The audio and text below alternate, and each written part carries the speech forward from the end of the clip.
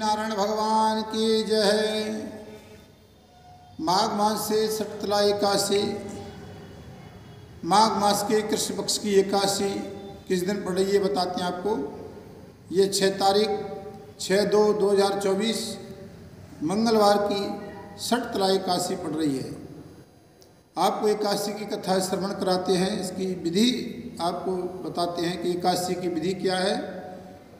भगवान श्री कृष्ण बोले धर्मराज युधिष्ठिर से कि हे महाराज, माघ मास के कृष्ण पक्ष की षटतला एकादशी का क्या नाम है और क्या विधि है। तो भगवान श्री कृष्ण कहते हैं धर्मराज, इस एकादशी का नाम षटतला एकादशी है। ये पाप हारिणी, सभी पापों को दूर करने वाली। एक समय दालव ऋषि ने पुलस्त ऋषि से पूछा कि हे महाराज, मृत्यु लोक में मनुष्य जो कैसे ब्रह्म इत्यादि महापाप करते हैं, धन की चोरी करते हैं, दूसरे के धन से ईर्षा करते हैं, फिर भी वे नरक नहीं पाते हैं, क्या कारण है। बोले जाने कौन सा ऐसा दान पुण्य करते हैं जिसके कारण नरक नहीं उन्हें मिलता है और उनके पाप दूर हो जाते हैं। तो पुलस्त ऋषि कहने लगे कि हे महाभाग, आपने बहुत गंभीर अत्यंत प्रश्न पूछा है। इस भेद को तो ब्रह्मा इत्यादि महा रुद्र भी नहीं जानते, परंतु मैं तुम्हें बतलाता हूँ कि माघ मास के लगते ही मनुष्य को स्नान इत्यादि से शुद्ध रहना चाहिए। इंद्रियों को वश में करके, काम क्रोध मद लोभ ईर्षा का परित्याग करके, पुक्ष नक्षत्र में कपास गोबर लेकर के और गोबर के कंडे लेकर के 1 से 8 बार तिल से षटतला एकादशी के दिन हवन करें।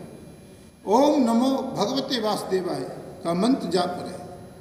जब 108 बार हवन करना चाहिए, माघ में आद्रा या पुक्ष नक्षत्र मूल नक्षत्र आए तो कृष्ण पक्ष की एकादशी तिथि को ये नेम करें। स्नान इत्यादि से निवृत्त होकर के धूप दीप नैवेद्य से भगवान का पूजन करें, श्री हरि का पूजन करें, खिचड़ी का भोग लगाए, तत्पश्चात पैठा बिजोरा नारियल से और सीताफल से भगवान की पूजा करें।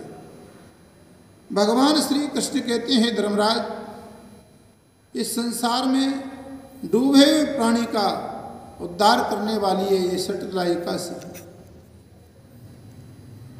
और जल का जल कुंभ लेकर के दान करना चाहिए, श्यामा गाय का दान करना चाहिए, तिल का दान करना चाहिए। तिल दान इस प्रकार से जो मनुष्य तिल का दान करता है उतने 1000 वर्ष तक वो प्राणी संसार में स्वर्ग में वास करता है। तिल 6 प्रकार का होता है।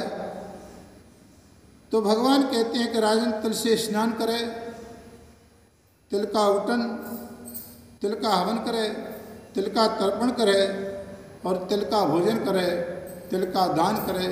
ये 6 प्रकार के तिलों से षटतला एकादशी का पूजन किया जाता है, इसलिए इसको षटतला एकादशी कहा जाता है।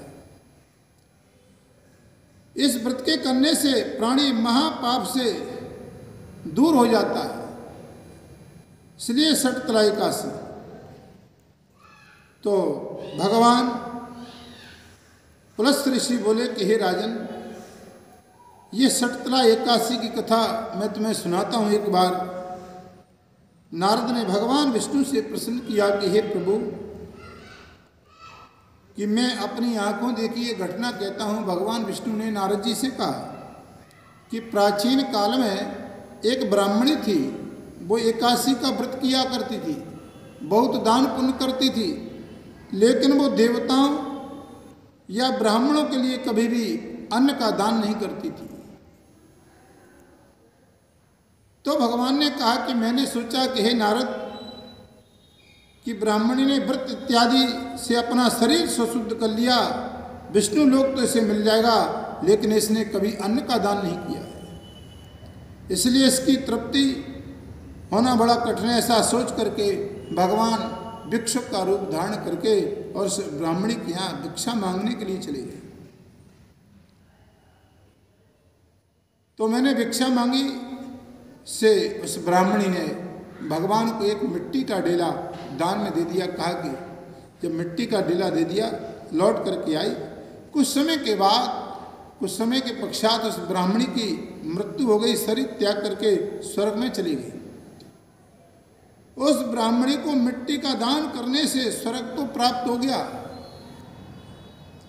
परंतु उसको अन्न इत्यादि से उसका घर शून्य था। उसे सुंदर महल मिला, लेकिन अन्न उसके घर में नहीं था।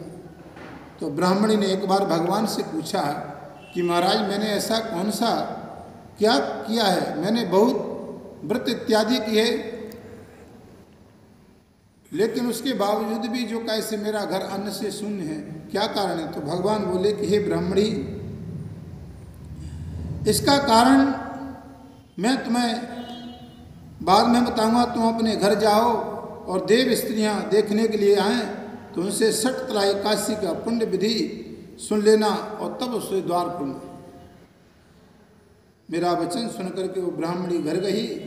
देव स्त्रियों ने आकर के द्वार खोलने के लिए कहा। तो ब्राह्मणी बोली, यदि आप मुझे देखने के लिए आई हैं तो आप 60 एकादशी का मेरे से महात्म कहिए, 60 एकादशी की विधि कहिए।